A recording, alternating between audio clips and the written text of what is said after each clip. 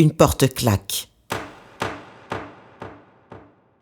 Son écho dissipé, il ne reste plus que le silence. Un silence assourdissant. Du haut de sa terrasse, un père observe son fils cadet, noblement monté sur son cheval, un pur sang noir, vêtu de sa belle tunique en soie rouge, de ses bottes en cuir. Tête haute, cheveux au vent, son regard est déterminé. Il fixe l'horizon. Il est beau, fier comme il l'a toujours été. Les serviteurs s'écartent pour le laisser passer. Lui, il ne les voit plus. Et tout ce qui appartient au domaine de son père, c'est du passé. C'est bel et bien mort. Où compte-t-il aller comme ça? Le fils ne le sait pas lui-même. Mais il part, et c'est tout ce qui compte. D'un cri, il fait partir son cheval au galop. Son père ne le quitte plus des yeux, en espérant, à chaque seconde qui passe, qu'il fasse demi-tour.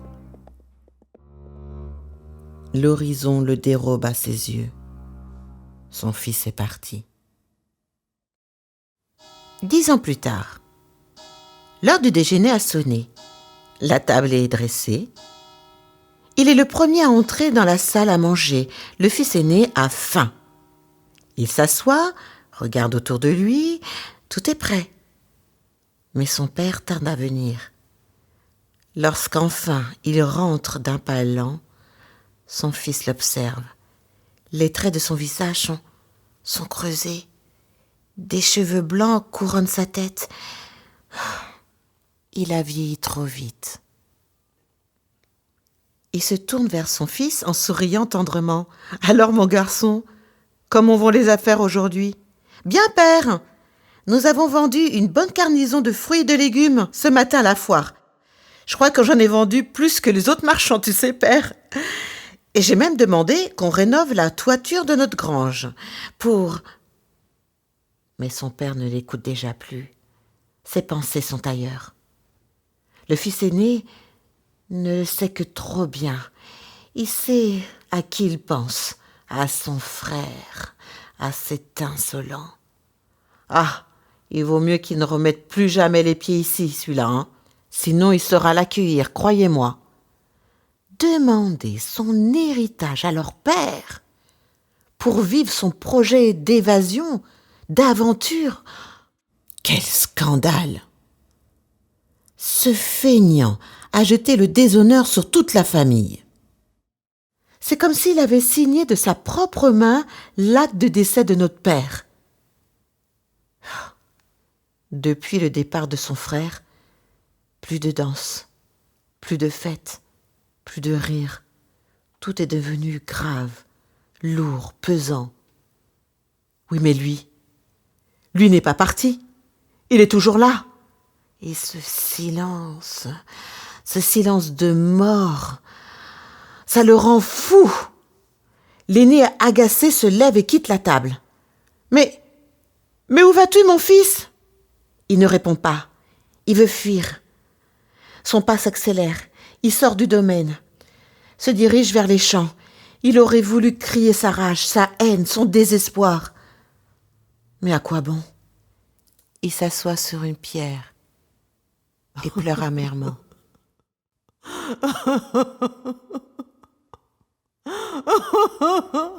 Le père est resté seul, le regard vide. Comment en est-on arrivé là? Quelle a été son erreur? Il pensait avoir perdu un fils, mais il réalise maintenant qu'il en a perdu 2. C'est vrai que depuis le départ du cadet, l'aîné a fait preuve de fidélité, de loyauté, travaillant sans relâche. Mais il ne peut s'empêcher de penser à ce fils rebelle.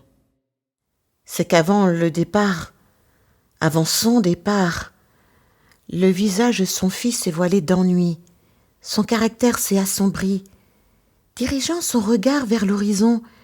Puis, s'en est suivi les colères, les disputes incessantes avec son frère, rejetant toute distraction, même les repas en famille. Jusqu'à ce fameux jour où il rentra dans le bureau de son père, le regard hautain mais fuyant. « Je veux ma part d'héritage, père. Je veux partir loin, très loin, vivre ma vie, tu m'entends ? Si je reste dans ce trou, je vais crever d'ennui. Là-bas, sous d'autres cieux, je veux enfin jouir de la vie. Bon, c'est décidé, je pars demain. J'ai la force pour le faire. Je suis jeune. » D'un geste, le père avait interrompu ce monologue trop bien préparé. Il fit signe au serviteur d'exécuter la volonté de son fils. Et le lendemain, il est parti avec son héritage. Le père se lève péniblement, sans avoir touché son assiette. Peut-être qu'il va revenir, qui sait ? Sur son cheval noir, sourire aux lèvres, cheveux au vent, richement vêtu d'habits d'un autre monde, les bras chargés de cadeaux. Qui sait ? D'un pas lent, il monte les escaliers qui mènent à la terrasse, encore une fois de plus. Un petit vent venant de l'est le fait frissonner. Il remonte son col, mais un autre frisson le traverse. Une silhouette se dessine au loin, la main sur le front pour atténuer les derniers rayons du soleil. Ses yeux se plissent jusqu'à ce qu'ils reconnaissent la démarche d'un homme. Oui, c'est bien cela. Un homme. Il marche pieds nus. Les pas sont hésitants. Ses vêtements sont sales. Il semble même déchiré. Mais d'où vient ce mendiant ? Ses serviteurs s'occuperont de lui, comme le veut la coutume. Mais en observant plus attentivement, est-ce possible ? Un faible sourire se dessine sur son visage, se transformant en éclat de rire, les yeux brillants. Mon fils ! Mon fils, oui, c'est mon fils ! Il dévale les escaliers 4 à 4 en criant sa joie. Il sort de la maison en criant. Il sort du domaine comme un homme qui a perdu toute sa raison. Il faillit à 2 reprises de tomber dans sa course folle, sous le regard d'étonnement de ses serviteurs. Maintenant, il écarte les bras pour étreindre l'inconnu. Le fils cadet reconnaît son père de loin, qui court en sa direction. Il marque un pas de recul pour finalement laisser tomber le peu qu'il a et laisser son père l'enlacer, l'embrasser, rire, pleurer. « Mon fils, mon fils, tu es revenu, mon fils !»« Oui, mon père, mais laisse-moi te parler avant d'aller plus loin. »« Oh oui, mon fils, mon garçon, je t'écoute. »« Oui, je te demande pardon. Oui, je ne suis plus digne d'être appelé ton fils. Tu sais, j'ai fait des choses impardonnables. Traite-moi comme l'un de tes serviteurs. » Comme il a changé. Il est fatigué, amaigri, sale. Mais peu importe. Il est là. Venez tous. Voyez mon fils. Vite, apportez la plus belle robe. Passez l'anneau d'or au doigt. Et aussi des chaussures aux pieds. Nous allons fêter ça. Oui, tuer le veau gras. Nous allons tuer le veau gras. Oui, je veux une grande fête. Mon fils qui était perdu, il est retrouvé. Je le croyais mort, il est revenu. Au domaine, c'est l'effervescence. On sort les tables, les nappes, la vaisselle des grands jours, bien sûr.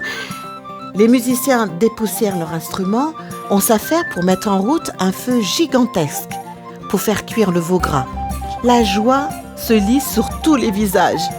Le père est heureux. Le fils est visiblement ému par cet accueil chaleureux et inattendu. L'aîné est épuisé. Après une journée de labeur, il désire se rafraîchir un peu. Oh, il repense à son père. Il lui demandera pardon. Il n'a pas été correct avec lui ce midi. Au loin, il entend de la musique venant du domaine. Il accélère le pas, le sourire aux lèvres. A-t-il oublié un événement important? L'anniversaire de quelqu'un peut-être? Hé! Viens ici! Ton frère est revenu! Et ton père a fait tuer le veau gras parce qu'il est heureux! Il est heureux de son retour, viens! Son pas s'arrête net. Son frère, ce vaurien, de retour, et on lui réserve une fête. Maintenant, il reprend sa marche déterminée. Le visage rigide de colère, il s'arrête à l'entrée du domaine, refusant d'entrer. Il entend même la joie enjouée de son père. Ça fait si longtemps qu'il n'a pas entendu son rire, ce qui augmente sa colère. Il ne veut surtout pas croiser son frère. Le père, informé de sa réticence à entrer, ne tarde pas à le rejoindre, ouvrant grand les bras. Mais son fils refuse son affection.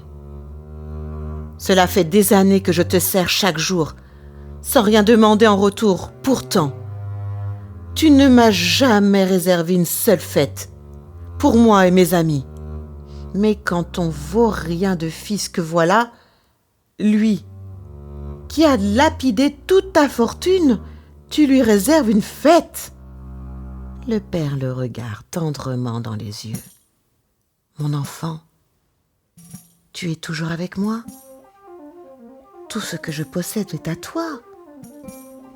Mais nous devions faire une fête et nous réjouir parce que ton frère est revenu à la vie. Il était perdu et le revoilà retrouvé. » Le père prend la main de son fils aîné pour l'entraîner dans la maison et reformer de nouveau une famille unie. Cette histoire a été appelée une parabole. Elle fut contée par Jésus lui-même. Et c'est la fin de mon histoire.